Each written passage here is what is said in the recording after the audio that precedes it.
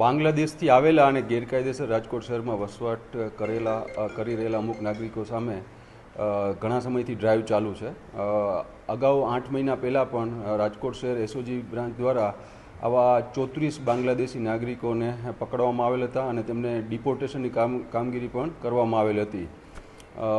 ઉપરોક્ત ડ્રાઈવના અનુસંધાને રાજકોટ શહેર એસઓજી પીઆઈ SM જાડેજાની ટીમને એક ગુપ્ત બાતમી મળેલી હતી કે રાજકોટ શહેરના આજીડેમ વિસ્તાર તથા કોઠારિયા સોલેન્ડ વિસ્તારમાં અમુક બાંગ્લાદેશી મહિલાઓ 3-4 દિવસથી આવી અને ગેરકાયદેસર વસવાટ કરી રહેલ છે.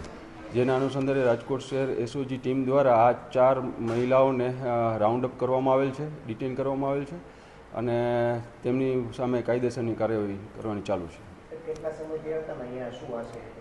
પ્રાથમિક તપાસમાં એવું ફલિત થાય છે કે આ 4 મહિલાઓ પાસે કોઈપણ જાતના આપણા કન્ટ્રીના કોઈપણ ડોક્યુમેન્ટ્સ છે નહીં અને છેલ્લા 5 થી 7 દિવસથી રાજકોટ શહેરમાં આવેલ છે.